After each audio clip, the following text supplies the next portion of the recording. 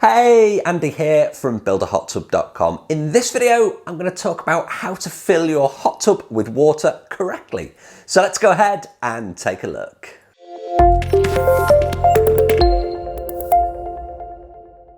Okay, so you may think it's just a case of getting the hose pipe out, dumping a load of water in that hot tub, turning it on, letting it heat up, and whoa, everything's working. Well, unfortunately, that's not the case. And if you do that, you are going to run into some problems. So in this short video, I thought I would record my top tips for filling a hot tub, whether it's a plastic shell tub, whether it's a DIY hot tub that you've built.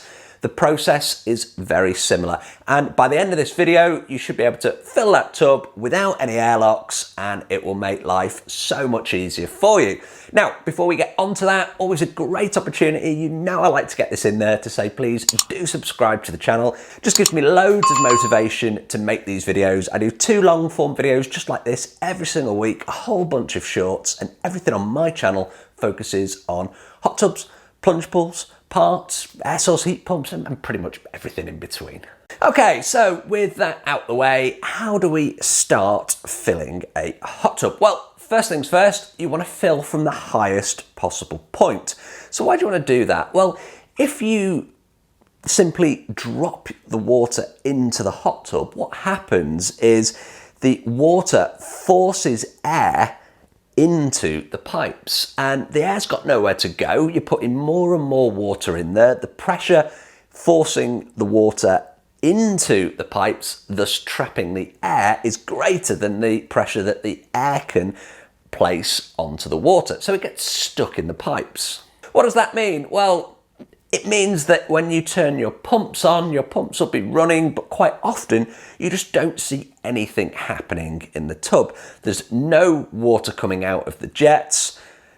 It's really frustrating. So we want to avoid creating an airlock by filling the hot tub. So the first thing that you want to do is fill from the highest point on the tub. So if you've got a plastic shell tub, that is normally your filter. So you actually want to put the hose into your filter and fill that way. So what that means is the water, rather than filling into the tub itself, it's going to go through the filter. It will then force its way back through the pumps, through those either hot water returns or through the jets, forcing the air out that way, and then the water will slowly fill in the tub. And that's the best way to do it if you have a plastic shell tub. Now, if you've built your own DIY hot tub, then quite often the highest point on the build is actually straight into the tub itself. So if your control room, which with most of our hot tubs that we're building tend to be in ground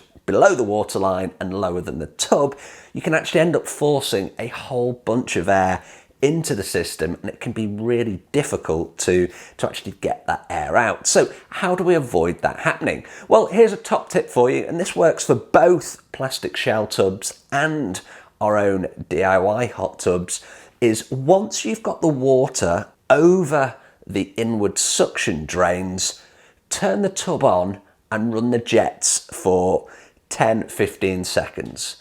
What happens is water will be firing everywhere, but because there's no backwards pressure from the water, it's a lot easier to actually purge the air out of the system. So when that water's firing around all over the place, it looks something like this behind me.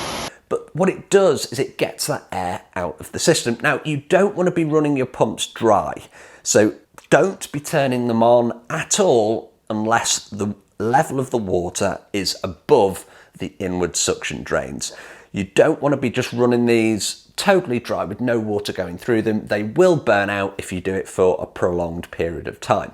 However, if you're turning it on for a short 15-20 second burst just to get some air out of there, then it's totally fine, and it will make life a lot easier because it will prevent you actually having an airlock in the system. If you struggle with persistent airlocks in your hot tub, then there's no harm. Again, once that water level is above the inward suction, you can continue to run the system whilst you're filling, and that way, you know, whilst that water is firing out of those jets, it won't be dragging or trapping air into the system. So that's my top tip, is if you can run the system whilst you're filling, it will actually prevent an airlock.